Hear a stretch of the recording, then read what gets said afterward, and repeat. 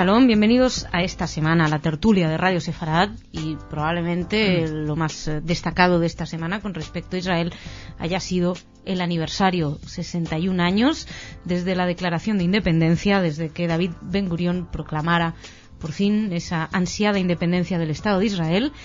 Y bueno, pues como cada vez que se cumple años uno se pregunta, ¿y hemos llegado hasta aquí? ¿Ha valido la pena? ¿Seguimos adelante? ¿Y para dónde estamos yendo? Y además en esta ocasión siempre es un momento crítico.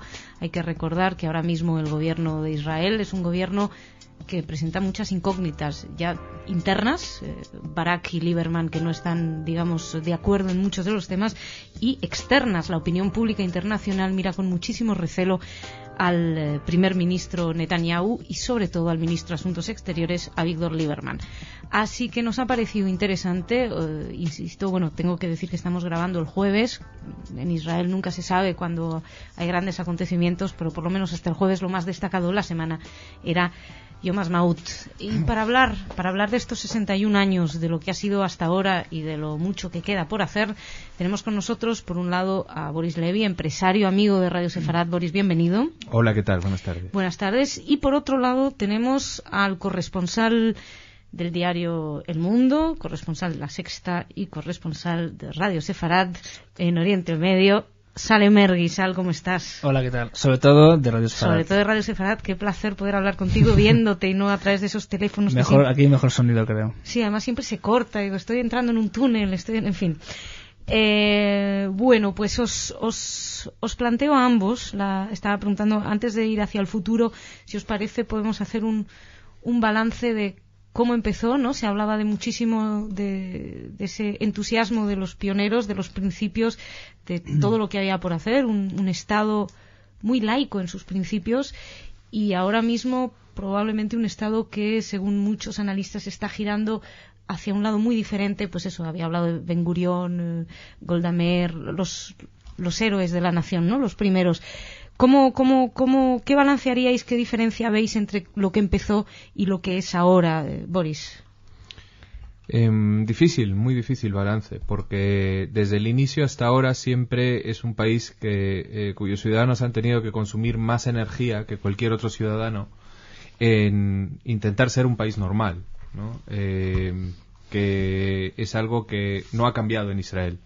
Eso yo creo que en los inicios era primero ser viables y ser países, y ahora uno cuando va a Israel, por lo menos yo personalmente cuando voy, se siente que la gente quiere que parezca como que todo es normal y todo es un país donde no pasa nada más, y se consume una energía tremenda en que Tel Aviv parezca Los Ángeles, pero se está en medio de Oriente Medio.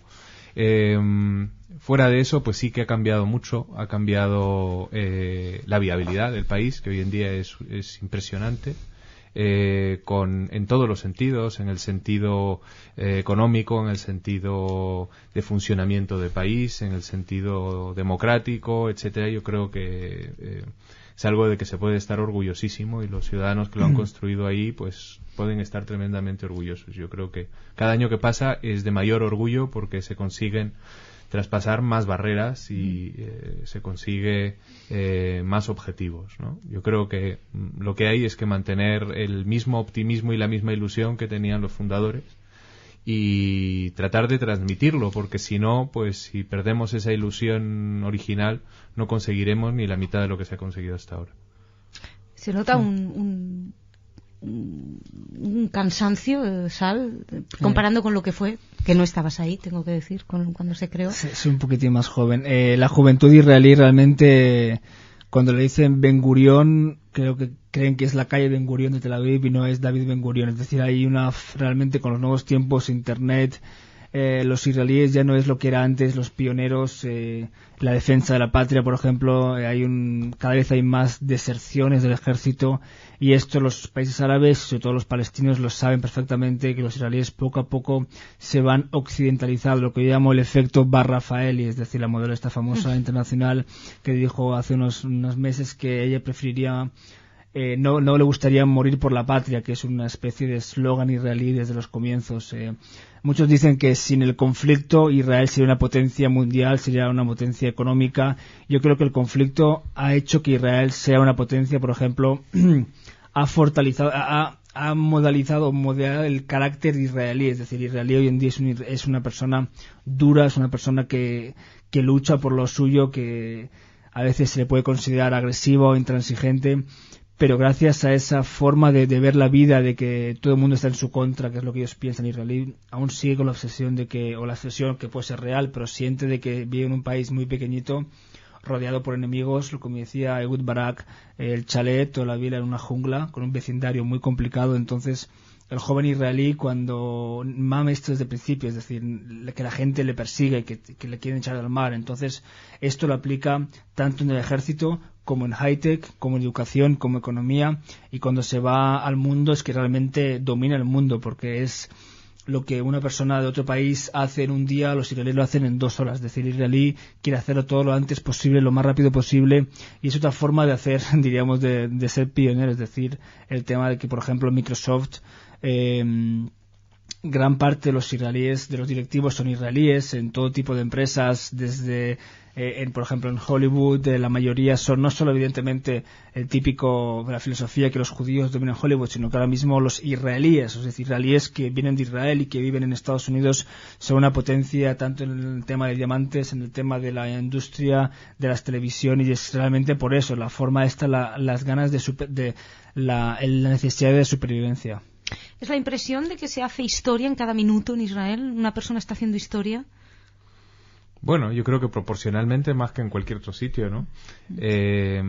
Cada uno cuenta más proporcionalmente para todo lo que tiene que hacer. Como ha dicho Sal, pues es tremenda la energía que hay ahí y, como digo, a pesar de la tensión, es decir, si alguien ha conseguido la fórmula para manejar el estrés, no digo para eliminarlo, son los israelíes, porque evidentemente estar siendo creativo y productivo y al mismo tiempo tener la tensión con los hadashot, con las noticias minuto a minuto por lo que pueda haber pasado, pasará, etcétera, pues es tremendo, ¿no? Pero es también la plaga de Israel, es decir, las formas de relación entre las personas. Es decir, dicen que la discusión es el pegamento de los israelíes. Es decir, tú vas por la calle y es imposible cuando preguntas qué hora es, hay discusiones sobre la hora. Es decir, es el único país que tú preguntas a la información por teléfono y preguntas ¿cuál es el teléfono del restaurante Maxim? Y la chica, la telefonista, es capaz de decirte sin ningún tipo de complejos, darte el teléfono de otro restaurante, decirte ese restaurante no le aconsejo este, y boom, le da el teléfono del otro. Es decir, es un país que no tiene en distancias cortas mucho respeto por lo que piensa el otro, no es muy anglosajón, y eso le da también la vitalidad que tiene israelí, que eso no se ve en España. Es decir, es evidente que también es culpa nuestra de la prensa, pero el español no sabe que el israelí es una persona muy vitalista, es una persona que le gusta vivir como nadie, es una persona que, pese que hay una crisis económica realmente que empieza a afectar al israelí de la calle, hay cada vez más despidos, el desempleo empieza a aumentar poco a poco, pero los israelíes lo que hacen como respuesta es consumir más, viajar más, comprar más coches. Es una forma de ver la vida diferente, es decir, y evidentemente el conflicto, si antes decía que tiene la cara positiva de esa forma de personalidad, tiene la cara negativa, y es el exceso de agresividad, el exceso a veces de respeto, por ejemplo, hacia la gente más mayor, o evidentemente, si hablamos del tema palestino, hay cada vez más división y cada vez más odio hacia la otra parte. Se está enquistando, imagino, el conflicto, aunque esto de que se enquista es algo que yo personalmente vengo escuchando desde hace años y años y años. Y quería preguntaros, decíamos 61 años, es muy joven, es un estado de los más jóvenes.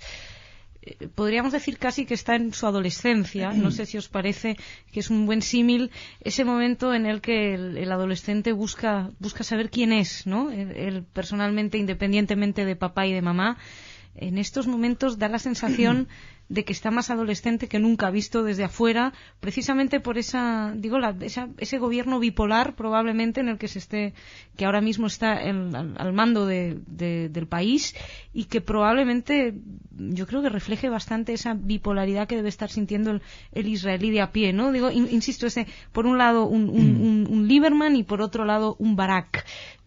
¿Se está definiendo, está buscando su propia identidad ahora mismo Israel? Sí, bueno, ten en cuenta que Israel es un país que nació y nada más nacer, siendo un bebé de 2 días, tuvo que enfrentarse como un adulto, un señor mayor, contra los enemigos. Es decir, es un nacimiento, es un parto realmente forzado, no forzado, pero con muchos problemas. Es lo que el eslogan de Estado joven, pueblo milenario. Ahora mismo en Israel hay la sensación también difundida por Netanyahu que Netanyahu es también muy dramático en el tema de frases y de todo tipo de eslogans electorales, pero es verdad que ahora mismo hay 2 desafíos muy importantes y es por un lado el tema económico. Hay cada vez más diferencias entre ricos y pobres en Israel. Hay cada vez más ricos que entran en la lista de Forbes, cada vez mucho más ricos y con más poder, pero hay también cada vez más y más pobres.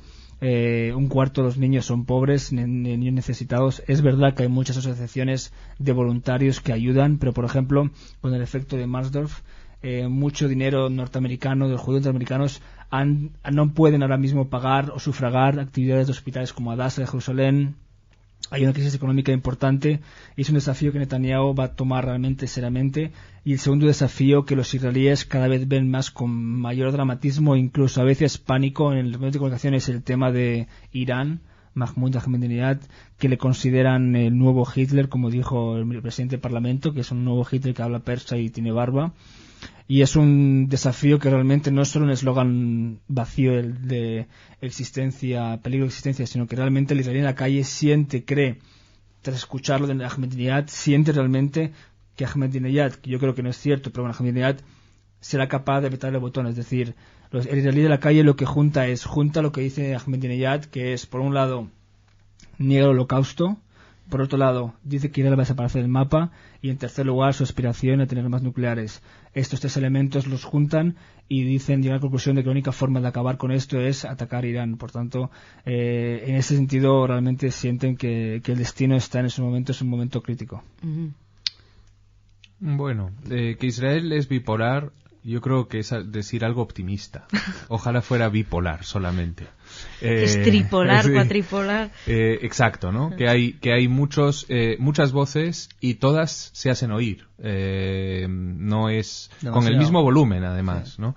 Y eso lo hace, pues también, esa vitalidad que tiene, hace que se escuchen todas las opiniones y que los extremos, aunque parezcan sordos, sí se oyen, yo creo, en Israel, unos a otros. Yo no creo que no se lean unos a otros y que uno no recorra todos los lados de la prensa israelí, que es diversísima. De todas maneras, esa visión de Irán y de la posibilidad de supervivencia de Israel, viendo hacia el futuro de los 61 años, yo creo que también se dramatiza bastante más de lo que se debería en Israel. Hitler lo primero que hizo fue hacerse con sus vecinos, que yo creo que también es una estrategia que Irán podría tener y que los países árabes temen. Egipto, Jordania, ahora Irak, quizás Siria, tienen miedo de esa dominación plena que tengan. Entonces yo creo que en la medida en que Irán no pueda dominar a sus vecinos, no creo que se convierta en una amenaza mayor, ¿no? Pero de todas maneras, yo creo que la estrategia es hacer parecer que tenemos el dedo junto al gatillo de una manera seria y creíble, con la intención de no tener nunca que disparar, ¿no? La filosofía de Israel la define siempre Ehud Barak, que dice que Israel debe tener siempre un brazo o una mano con el dedo en el gatillo y el otro brazo extendido a la paz. El problema es que muchas veces no se cumple y tampoco la situación lo permite, es decir, ya sea por errores políticos del gobierno israelí gravísimos, como también por la ceguera de los palestinos, los países árabes, provoca que este eslogan a veces se cumpla, que haya una mano que sea más útil que la otra, más activa que la otra. ¿Vosotros creéis, ahora estaba pensando, ¿en qué momento pensáis de estos jovencísimos 61 años que ha sido la mejor etapa de Israel? O por lo menos la etapa que parecía ya estamos a punto de lograr esa paz, si es que esa paz es el objetivo mejor que se puede lograr. ¿Cuál sería para vosotros es una pregunta que en Israel depende de a quién le preguntes. Es decir, si le preguntas a la gente de la derecha, te dirá que los mejores años fueron los años de que Shamir dijo a todo no, y no hay paz y que todo se ha estancado y todo sigue igual de bien. Yo creo que la mayoría estaría a favor que los mejores años a nivel también económico fue, por ejemplo, después de los acuerdos de Oslo. Todo el tipo de... se abrió la puerta a los países árabes a nivel de comercialización. Evidentemente la gente en contra dirá que Oslo fue un crimen y que esos años fueron un espejismo que luego provocó que Hamas se fuera cada vez más poderoso, atentados suicidas, luego Sharon retirada de Gaza. Es decir, pero a nivel objetivo, a nivel económico, datos económicos y sociales, esa época fue la mejor de Israel en muchos sentidos. Sobre todo también el tema de la imagen de Israel, que es muy importante, aunque para los israelíes les importa un pepino lo que piensan los españoles, por ejemplo. Eso parece bastante evidente. Pero esto luego lo discutimos si queréis. La opinión pública, la imagen pública la dejaría yo para el final. Sí. Yo no dejaría de lado un momento de historia de Israel, que fue la firma del Tratado de Paz con Egipto. Yo, de lo que pude ver, aunque joven, y de lo que leía a posteriori, era el archienemigo Egipto. Era la mayor amenaza para Israel. Era el Irán de entonces, de alguna manera. Y yo creo que eso marcó un punto, además, con el gobierno más de derecha que tuvo Israel hasta ese momento, en que se abrió una ventana enorme hacia un futuro de esperanza, ¿no? Y yo creo que eso, de alguna manera, como momento importante, ha marcado sus frutos, porque yo creo que, a pesar de que la relación con Egipto es difícil, y corrígeme si me equivoco, Sal, creo que las relaciones son ahora de una claridad y de una coordinación que yo nunca he visto antes, en la medida en que, por ejemplo, en Gaza casi había apoyo por parte de Egipto. Hay una relación también en ese sentido, aunque no pública, con Jordania. Si se consiguiera con Siria, yo creo que hemos hecho el 80%. Yo estoy de acuerdo que Egipto fue muy importante no solo para tener la paz, sino para evitar la guerra. Es decir, Israel sabe que sin Egipto ya no habrá una guerra regional, es decir, todos contra Israel, porque Egipto en primer lugar es mucho más fuerte que Irán en sentido militar, porque Irán, por muchos discursos de Ahmadinejad y muchos misiles que se vean, Irán es un país pobre, es decir, tiene petróleo, vale, pero es un país con muchas drogas. Que importa gasolina. Con un país que depende de petróleo simplemente. Es un país que depende de lo que digan unos cuantos ayatolas. Es decir, Ahmadinejad es una muñeca, es un muñeco de lo que dicen los grandes jefes espirituales. Y el tema de Egipto fue fundamental porque es un país además vecino de Israel y es una paz realmente muy fría, es una paz que incluso si tú vas, yo he estado en el Cairo muchas veces, y el Cairo, la gente, los egipcios odian a Israel casi igual de lo que odian en Damasco a Israel o que odian en Teherán, pero confían en Mubarak y saben que a nivel estratégico la paz con Israel significa estabilidad, significa no más guerras con Israel, que eso supone siempre muertos y destrucción. También significa la ayuda americana, que es muy importante, el dinero de Estados Unidos. Y ahora mismo, a nivel coyuntural, hay que decir que Egipto está hartísimo, pero hartísimo de Hezbollah, de Irán, y Hosni Mubarak, pese a su realmente desconfianza hacia Israel, ten en cuenta que Mubarak solo una vez ha visitado Israel, y fue de forma privada en el funeral de Isaac Rabin.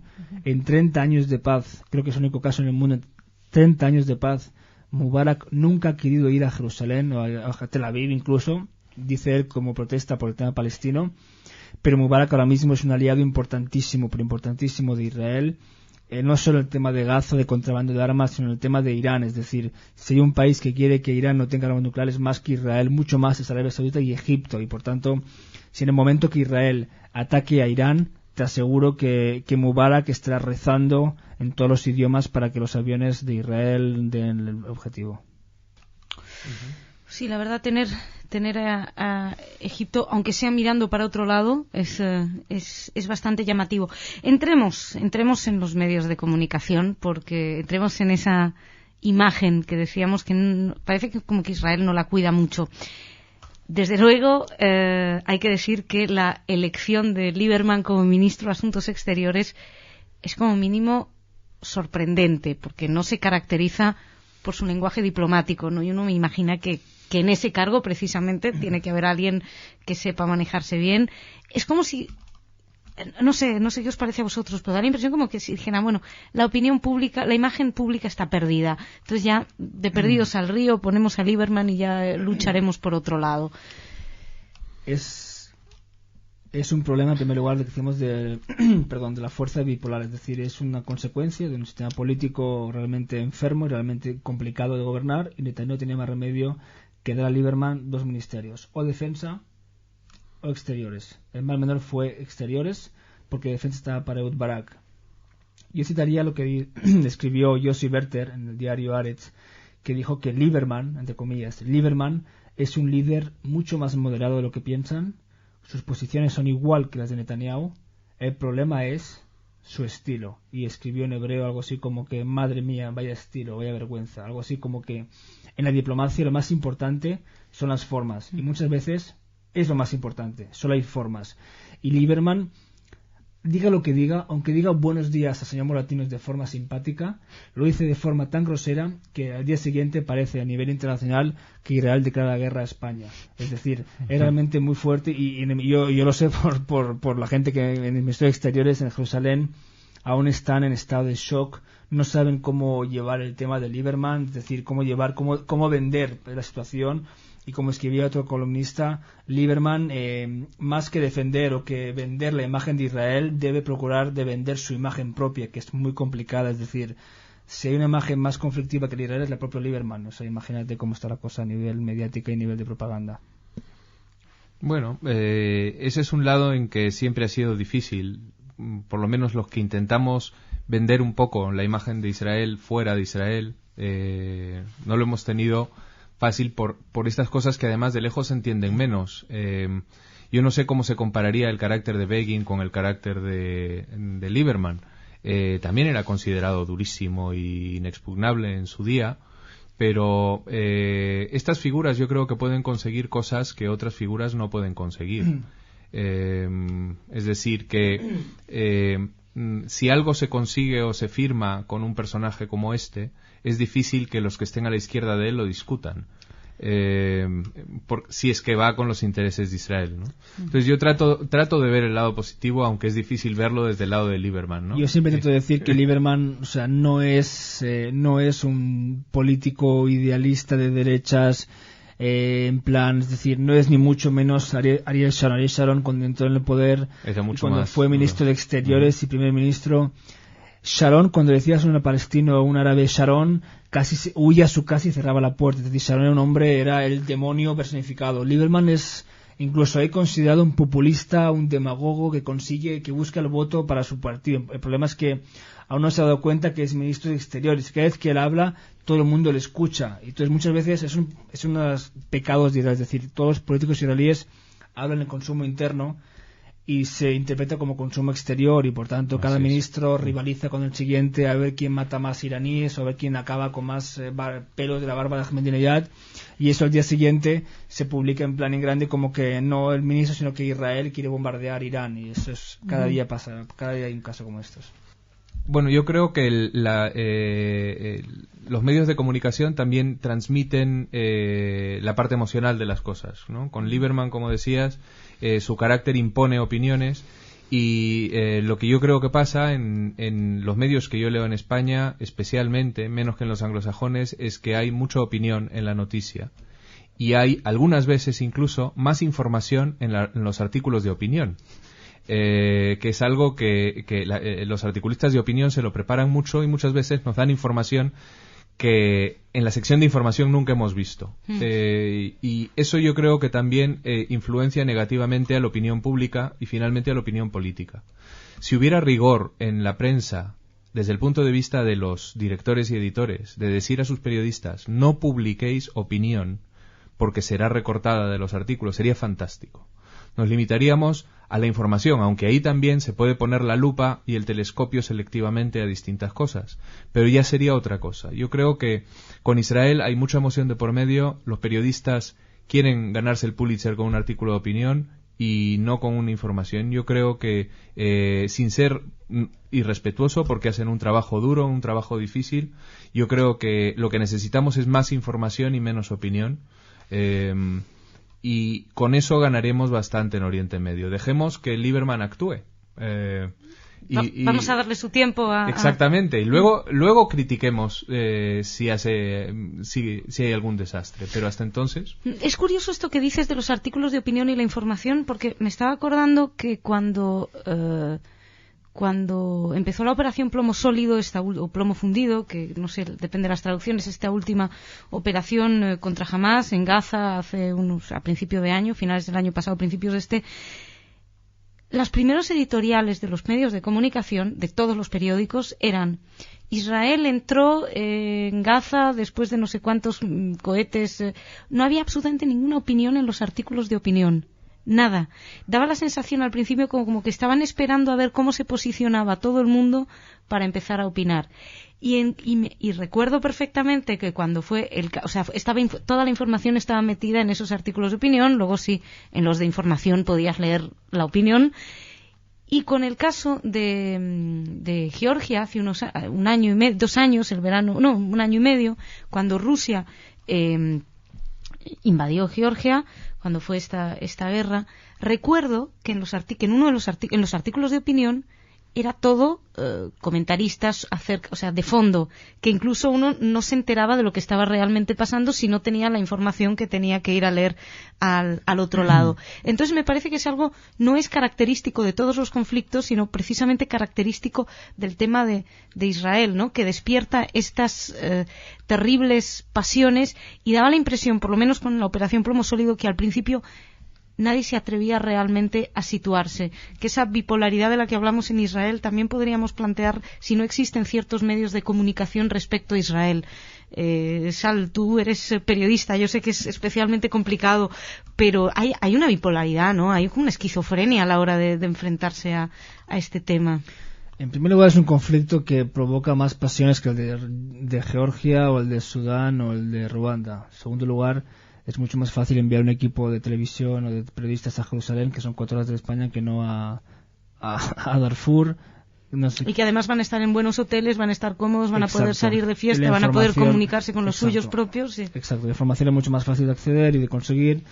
Y también saben que en una cafetería en Madrid o en Barcelona nadie discute sobre Georgia, pero sí que discuten sobre las colonias, sobre los palestinos e israelíes. Y también, evidentemente, saben que Israel es un país que es fácil de criticar. Es decir, es un país que hay mucha prensa extranjera, pero muchísima prensa extranjera. Y evidentemente hay una especie de competencia, ¿no?, para ver lo que se escribe sobre Israel, sobre los palestinos. El tema de lo que tú decías de artículos, yo creo que también es importante. Estamos en la época de la imagen, y la imagen es muy importante, la foto, tanto la foto en el diario como en la televisión, la imagen. Y claro, en la Franja de Gaza, la foto de un niño palestino muerto, pues es lo que más dominaba en la agenda política o la agenda de la información, y los diarios competían por tener la imagen más dura, más fuerte, y evidentemente con esa imagen, con esa foto, pues ha de ir acompañado con un texto también duro hacia Israel. Eso es lo que yo veía en esos días. Me puedo permitir hacerte una pregunta, y es, ¿tú crees que en Israel, en la prensa local, el israelí tiene una visión completa del conflicto, o también existen filtros en dirección opuesta de lo que lee el israelí de a pie? A ver, en primer lugar, durante la guerra, por ejemplo, el 90% está a favor de la guerra, y el 90% de periodistas está a favor. Como también en el Líbano, que luego se habló de fracaso y tal. La misma gente que criticaba a Olmert, que apoyaba a Olmert al principio, luego le criticaba por fracaso. Uh-huh. El israelí de la calle, por un lado, lee bastante prensa, es decir, lee Yediot, Mari, Internet, Haaretz, lee un poco menos, pero también lee. Y también en las televisiones siempre hay todas las voces, diríamos, todos los puntos de vista más o menos se reflejan. Eso es evidente que yo considero que la prensa israelí es mucho más plural en el sentido de que no es solo una prensa militante. Uh-huh. Es cierto que en momentos de guerra, en momentos de ofensivas militares, la prensa en su mayoría se moviliza a favor del ejército, a favor de los soldados y a favor de la operación, sea cual sea. Y también es cierto que esa mayoría que está a favor del ejército, a favor de la ofensiva, cuando acaban de disparar y cuando empieza la política, de repente esa mayoría se convierte en antiguerra, en antipolíticos y en anti-primer ministro. Es decir, la prensa israelí es un fenómeno realmente único en el mundo de esquizofrenia de los periodistas realmente son muy, diríamos, su ego es tan importante como el de los políticos israelíes. Es el único país, yo creo, que cuando hay una reunión de gobierno, al cabo de un minuto, incluso durante la reunión de gobierno, un periodista importante israelí ya sabe lo que dicen. Es decir, la filtración ahí es muy importante. No sé qué pasa en España, pero en Israel, por ejemplo, un periodista cualquiera o normal puede conseguir hablar con el ministro de Defensa por teléfono, es decir, o también porque es un país pequeño y el periodista tiene un hermano que trabaja con la hermana del ministro, es decir, o que sirvió en el ejército de reservista y todos se conocen y se llevan, entonces hace el Lamentablemente favor. Israel no es único. Aquí hay ejemplos de filtraciones casi siempre al mismo diario sí. Y tenemos ejemplo para todos, ¿no? Sí, pero la diferencia es que en España, cuando hay en el gobierno, yo no veo ministros en el gobierno, por ejemplo, el Partido Socialista que se mete con Zapatero en televisión de forma clara. Es decir, claro. En Israel tú tienes un gobierno en el que en el Likud todos, aunque se meten con Netanyahu, por ejemplo, en el Partido Laborista hay una guerra tremenda mundial entre Barak y los que no están en el gobierno, que están en contra, están en el gobierno. En todo organismo israelí, sea cual sea, desde un banco más modesto que puedas imaginarte hasta el ejército, el número 1 y el número 2 siempre están peleados. Uh-huh. Es decir, y eso provoca realmente dificultad de gobernabilidad y todo el mundo, desde cualquier mindungui que entre en la política, se considera ya con potencial de ser primer ministro. Y por eso la Knesset que conocíamos de diríamos filósofos o de políticos importantes o de pioneros que tenían un bagaje intelectual ya no es lo que era. Es decir, hay 120 diputados y muchos de ellos realmente, yo considero, es mi opinión personal, es decir, muchos de ellos no valdrían para trabajar en la banca o en high-tech. Es decir, yo creo que los israelíes que valen realmente la pena no están en la política. Sector privado. Vaya, pues qué panorama para los políticos israelíes, que son al fin y al cabo quienes tienen que firmar esa ansiada paz. Se ha pasado como un suspiro estos 61 años, igual que esta tertulia. Os pregunto telegráficamente para despedir, entramos en el año 62 de Israel, serán muchísimos, muchísimos más, pero para este 62 los grandes temas, Boris, ¿cuáles serán? Bueno, yo por lo menos puedo decir lo que desearía, ¿no? Bueno. Y yo creo que para mí un gran tema va a ser Siria. Yo creo que si se dan las circunstancias adecuadas y se puede llegar a un acuerdo, aunque sea frío como el de Egipto, con Siria, se estaría estructurando una base para una estabilidad que no hemos visto antes. Si se quita ese punto de conflicto, al que seguirá Líbano con toda lógica, se estaría dando un paso enorme. Y parece que lo que se dice o se rumorea de que Netanyahu va a presentar en los próximos días va en esa dirección. Ese sería mi primer deseo para el año, ¿no? Uh-huh. Y luego que pueda que exista un diálogo provechoso, ¿no? Es decir, los comentarios que van y vienen entre el nuevo ejecutivo y la autoridad palestina o Egipto no parece que vayan en una dirección de diálogo. Entonces mi segundo deseo es que ese diálogo se plasme y no estén hablando, como han estado hablando, de si hay que decir que Israel es el Estado judío como precondición para otras cosas o no. Yo creo que si hay ese diálogo y ese diálogo es fluido, este año puede dar mucho de sí, ¿no? Y que no hayan guerras, lógicamente. Lógicamente. Sal. Bueno, pues en mi línea pesimista es decir que no habrá paz con Siria, que habrá enfrentamiento entre Barack Obama y Netanyahu, un enfrentamiento bastante fuerte. Considero que el tema de Irán es lo más caliente ahora mismo en el tema israelí y que si Barack Obama no se da prisa, Israel va a atacar a Irán. Considero que Netanyahu lo que va a hacer es, después de reunirse con Obama el 18 de mayo, lo que va a hacer es intentar encontrar un canal de diálogo con Abu Mazen para calmar a Barack Obama, que no se ponga nervioso y no le presione un plan suyo. Yo considero que para Israel es primordial presentar un plan propio de paz, porque Barack Obama se ha enamorado del plan de paz árabe, un plan de paz que incluye el tema de refugiados, y es un plan que la mayoría del gobierno israelí no está de acuerdo con este plan. El tema de Siria, el problema que decía yo es que la mayoría de los ministros está en contra de retirarse del Golán, y Siria sin esa condición es muy difícil, y sobre todo por el tema de que en Israel nadie cree que Siria va a dejar de conectarse o estar aliado con Irán, que es realmente el verdadero enemigo. Yo veo este año de 2009 como una guerra dentro del mundo árabe muy fuerte, Ya estamos viendo primeros capítulos entre Hezbollah con Egipto, entre Irán, el movimiento chií, diríamos que quieren entrar con fuerza en los países árabes, y los sunitas, por ejemplo, evidentemente con Hamas, Jihad y Hezbollah. Y la clave es hasta qué punto Barack Obama presionará para conseguir un acuerdo de paz. Realmente yo creo lo veo imposible, pero sí un inicio de diálogo, porque si no hay diálogo entre Abu Mazen y Netanyahu, últimamente estamos viendo en Israel, cada semana hay, aunque en España no se habla, cada semana hay un ataque contra colonos o contra soldados, un intento de atentado, intento de secuestro. Esto todo el mundo dice que es un atentado personal, que es una persona, pero está siendo muy sucesivo. Es decir, si no hay